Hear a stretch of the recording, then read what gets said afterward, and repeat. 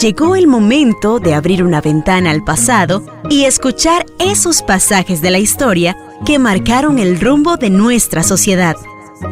Deje que su imaginación vuele y que las ondas sonoras lo lleven de paseo por un inolvidable viaje por la historia.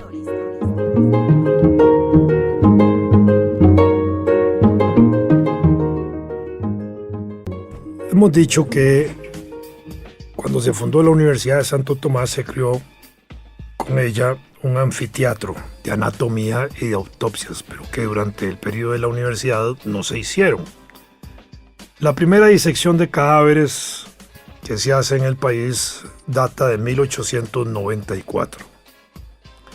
Ya para esa época, además del Hospital San Juan de Dios y otras instituciones hospitalarias que empezaban a desarrollarse, se había desarrollado desde 1890 el Hospital de Locos, como se le llamaba, o el Psiquiátrico Nacional, como se le llama hoy, Asilo Manuel Antonio Chapuí.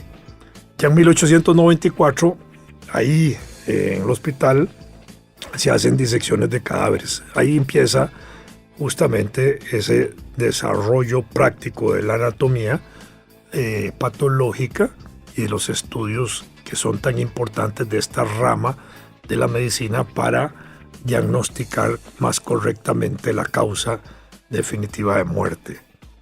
Hacia 1894, ese mismo año, el doctor Juan Ulloa Giralt es médico de policía encargado de la higiene pública e impulsa una serie de reglamentos profilácticos y le da fuerza a la lucha contra las enfermedades venéreas. Y en 1899, el 23 de junio, se creó el Centro Científico de la Higiene Pública. Estamos hablando de conceptos de higiene nacional. En las dificultades de la época, con los recursos de la época, esas eran las políticas que se impulsaban de higiene pública y de sanidad pública. Hacia 1910 y 1920, estas políticas de higiene pública se van a fortalecer con la Fundación Rockefeller y otras fundaciones norteamericanas que contribuyen a impulsar políticas de saneamiento público, especialmente en zonas agrícolas, porque para esa época ya se habían desarrollado las compañías bananeras que tenían también mucha afectación en la salud de los trabajadores de las bananeras. Entonces había un interés de ver cómo se saneaban las condiciones de trabajo y climatológicas, y la Fundación Rockefeller y la Kellogg van a contribuir mucho en ese sentido en políticas nacionales con el gobierno de Costa Rica, que ya en 1923 con el subsecretario de Salubridad, que fue el doctor Solón Núñez Frutos, van a impulsar ahora sí políticas de Estado muy agresivas, muy importantes para atender estos aspectos de carácter de higiene nacional. Y en 1927, al impulso del doctor Solón Núñez, también se crea un código sanitario y se vuelven a atender asuntos relacionados con la lepra, la malaria, la tuberculosis, y se impulsan casas de maternidad en el país para mejorar calidad de vida. Las casas de maternidad eran importantes porque ya eran atendidos por obstetras, por médicos y por mujeres que habían adquirido una gran especialidad en eso. Durante muchos años y todavía hasta hace poco tiempo, las parteras de los pueblos jugaban un papel verdaderamente significativo en ese sentido. La mayor parte de los partos se hacía con parteras, así se llamaban, que eran esas mujeres de la vida diaria, de nuestras propias casas, nuestras abuelas, nuestras madres, que en la práctica aprendían a sacar niños en el parto y atenderlos y a cuidar que el parto fuera en condiciones bastante buenas. Me tocó ver en aquellos años de adolescente, finales de los 50, principios de los 60, a una tía mía que tuvo un hijo en su propia casa cuando ya habían hospitales en la Caja Costarricense del Seguro Social. Incluso ella misma era trabajadora de la Caja Costarricense del Seguro Social y existía la clínica Maternidad Caritas. Sin embargo, tuvo a su hijo en la casa y fue un parto muy difícil porque el bandido de mi primo Alejandro pesó casi 9 o 10 libras y era un gordillo inmenso y aquella cosa fue dificilísima. Bueno, y ahí salió.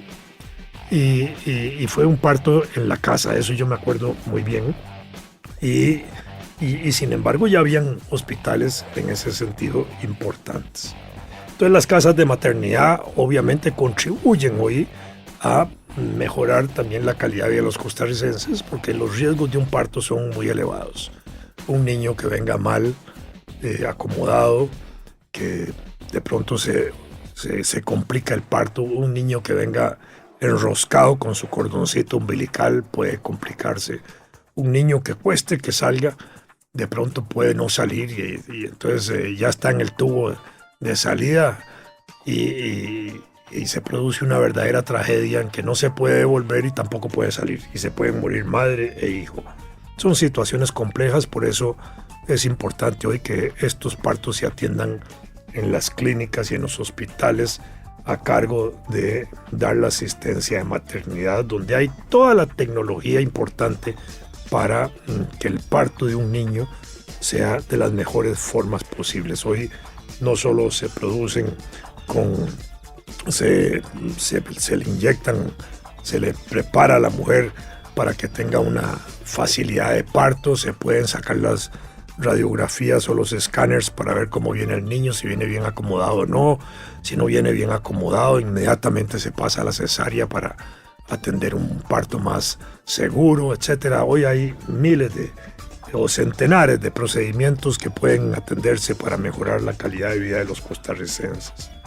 Hacia 1924 se creó el Banco de Seguros del Instituto Nacional de Seguros.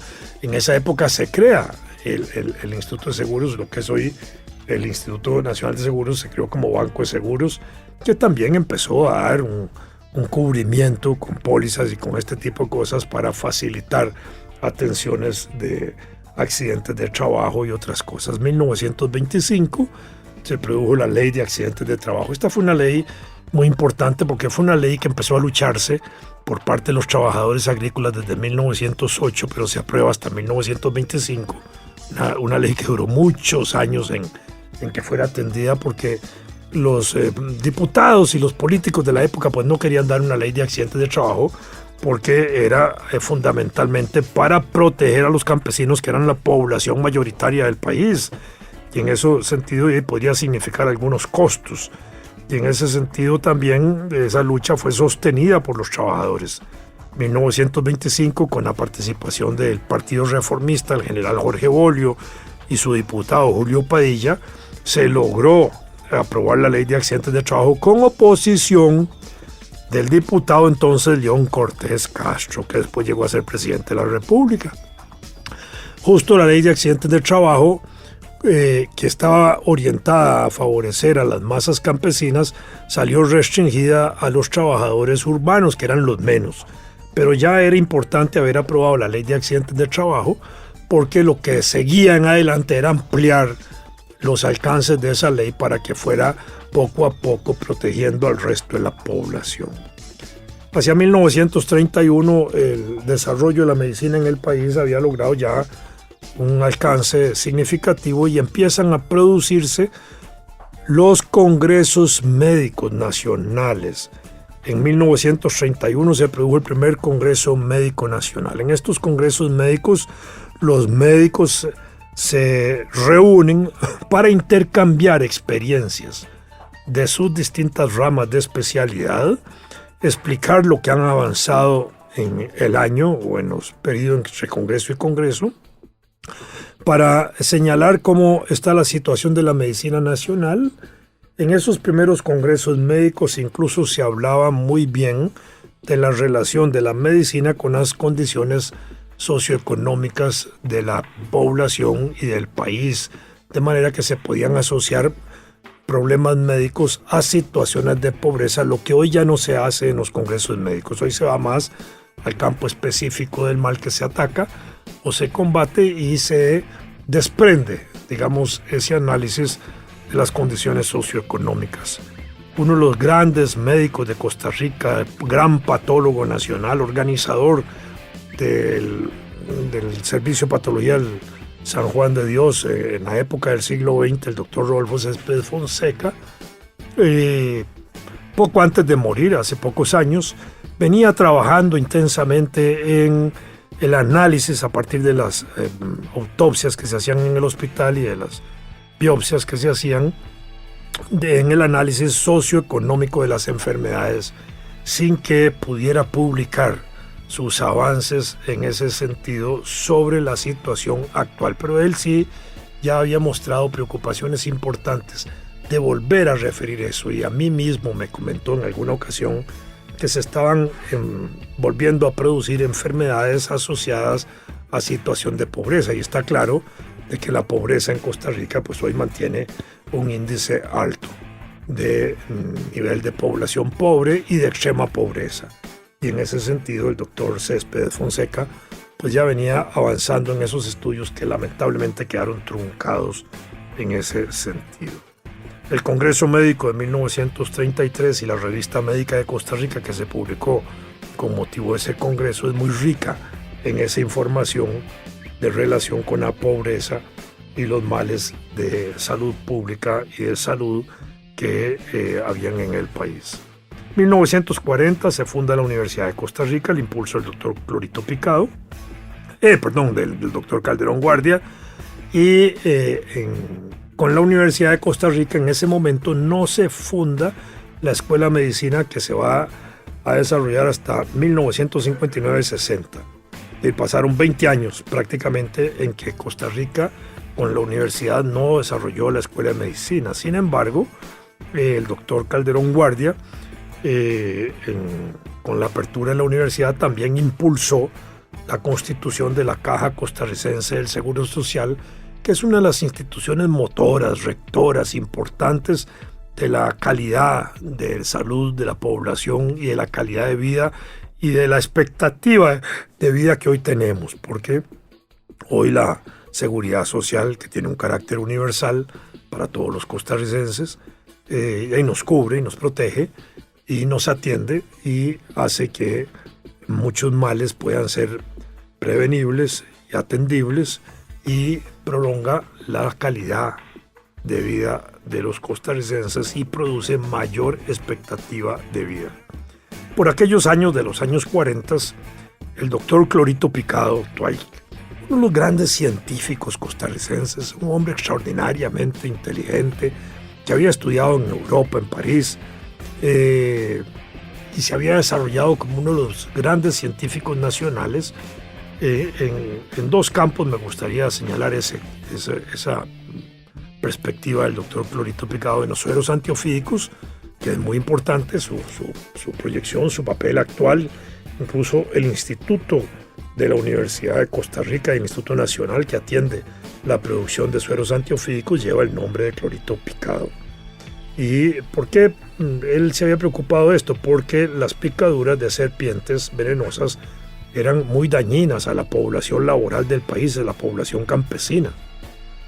Y los accidentes de muerte que se producían estaban vinculados mucho a esos trabajadores agrícolas. Entonces su preocupación fue verdaderamente de ver cómo desarrollaban los sueros antiofídicos o las cosas para contrastar las picaduras de serpientes y de otros animales venenosos. Hoy el Instituto Clorito Picado es uno de los institutos más importantes de Latinoamérica, junto con otro que hay en Brasil y del mundo, y cumple una función extraordinariamente solidaria.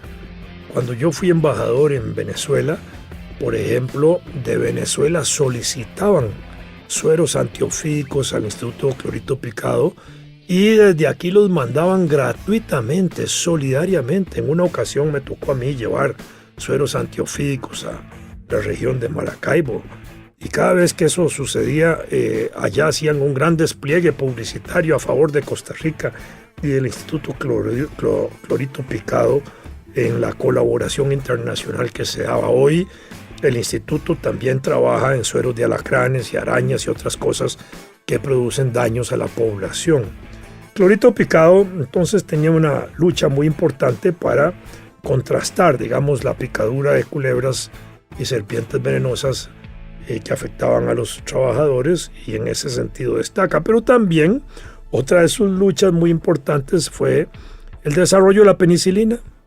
En 1927-28 él publica estudios muy importantes sobre el penicillium en la revista de Ciencias de Francia, y él es uno de los precursores del estudio de la penicilina.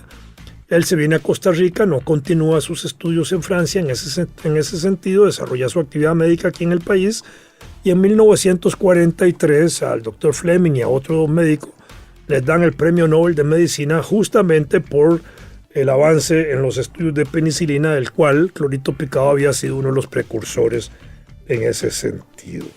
Y la otra cosa importante de este extraordinario médico Clorito Picado es que dio una lucha muy importante para calzar, para darle calzado, zapato a la población, especialmente a la población campesina. Constantemente escribía en los periódicos llamando la atención de la importancia de que en el campo los niños y los adultos se calzaran. En Costa Rica hasta 1956 no se había logrado que los niños tuvieran calzado en todo el país, que tuvieran zapatos. En 1956, como resultado de esas luchas, ya fallecido el doctor Clorito Picado, el gobierno anuncia en 1956 que en Costa Rica todos los niños ya estaban calzados. Fue el año también en que nació el niño millón, el primer millón de costarricenses. Bueno, en esta cosa del calzamiento de la población, Clorito Picado decía cosas como estas, refiriéndose a los campesinos, diciéndoles que el calzado era importante, obviamente que sí, pero que el calzado era para usar en el campo, no para usarlo en la ciudad, porque los campesinos, por ejemplo, compraban sus zapatos o sus botas o lo que fuera, se montaban al tren descalzos, y cuando se bajaban ahí en la estación del Pacífico, entonces se ponían los zapatos para entrar a la ciudad. Y Clorito constantemente llamaba la atención en ese sentido, tratando de educar a los campesinos de que el calzado no era para ir a pasear a la ciudad, sino que era para usarlos en el campo, para usarlos en los centros de trabajo agrícolas donde ellos estaban metidos. Eso era una cosa importante. Con la reforma social de 1943 y la Caja Costarricense del Seguro Social y el Código de Trabajo que se aprueba en ese mismo año también, se establece el IBM, la invalidez, vejez y muerte, como una preocupación importante de la reforma social y de la seguridad social en el país. Y desde esa época pues sigue avanzando el desarrollo en esos años. El desarrollo de la caja empieza a impactar el país poco a poco, fuertemente. Viene la guerra civil del 48, no afecta en nada a la Caja Costarricense del Seguro Social. En la década del 50 la caja sigue ampliándose y desarrollándose, justo con una visión extraordinaria de esas personas que veían más allá de las elecciones, veían las generaciones futuras, como fueron los gestores de la Junta de Gobierno, que hoy hay que entenderlo así, Figueres, Jorge Manuel Dengo y todos ellos que pensaron en desarrollar grandes instituciones como el ICE para desarrollar el país. Cuando se desarrolla el ICE, se desarrolla como un motor, como un factor de desarrollo económico. Sin electricidad no hay desarrollo. La electricidad es al cuerpo social, al Estado, al gobierno, a la economía nacional, algo así como el sistema nervioso al cuerpo humano. Sin electricidad no se mueve la economía. Y en ese sentido, detrás de cada detrás de cada poste que iba ampliándose en electricidad, detrás de cada represa que se iba construyendo a partir de esos años, iban abriéndose trochas para meterse al campo, y detrás de la trocha iba la seguridad social, iba la escuelita, ya se evitaba la migración campo-ciudad, se llevaba el progreso a las comunidades, a las ciudades, a los pueblos, se les llevaba el bienestar de la electricidad a la gente. Ya ahí se podían empezar a introducir electrodomésticos, digamos, para mejorar la calidad de vida en el campo, etc. Y ahí se va produciendo una verdadera reforma.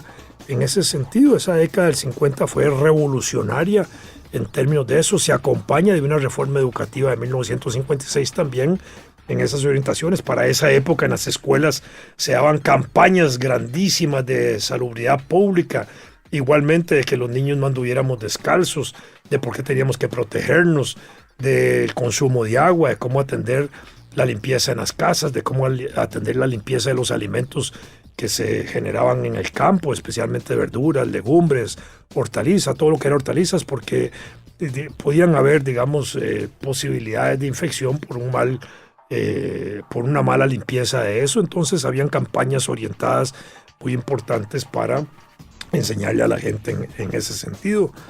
En esa época el doctor Rodolfo Céspedes Fonseca empieza a publicar en 1957 su famosa revista Acta Médica Costarricense, que es la revista médica más importante del país. Aún en su muerte, ya el doctor Fonseca siempre se le reconoce como su director en la revista, y 2 años después, en 1959, en 1960, se inicia el proceso de desarrollar la Escuela de Medicina de la Universidad de Costa Rica, una de las escuelas más importantes de la Universidad de Costa Rica, con un alto nivel profesional, con un alto nivel científico.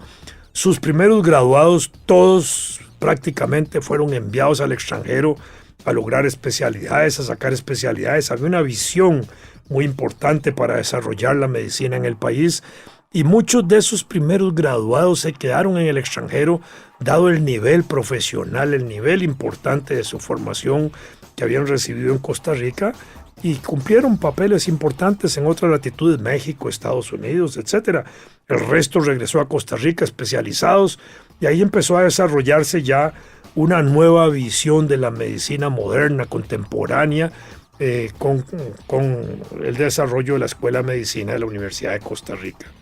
Mientras no hubo escuelas privadas en Costa Rica de medicina, la Escuela de Medicina fue la gestora de la formación de los médicos nacionales, y en 1964 se produjo igualmente un salto dentro de ese proceso de desarrollo de la medicina nacional, cuando se crea esa otra institución hospitalaria extraordinaria, que es el Hospital Nacional de Niños, 1964, que lleva el nombre de su gestor, y el doctor Sáenz Herrera, y es una de las instituciones más importantes de todo el continente en materia de atención de niños y de salud infantil. Y en Costa Rica es el hospital modelo, el hospital principal para atender a todos los niños, que para efectos de la medicina del Hospital Nacional de Niños se consideran a todos aquellos menores de 12 años, 14 años, todavía los atienden ahí. Ya mayores de 14 los pasan al Hospital San Juan de Dios, pero en principio todas las atenciones de los niños son atendidas hoy en el Hospital Nacional de Niños con extraordinario éxito, incluso haciendo operaciones muy complejas en niños, en recién nacidos, etc. Es una de las instituciones más importantes, hoy dirigido por la doctora Olga Arguedas, una pediatra muy preocupada de los problemas de la salud de los niños en Costa Rica, y que cumple una función extraordinaria ese hospital, que es modelo también para la América Latina y para el país.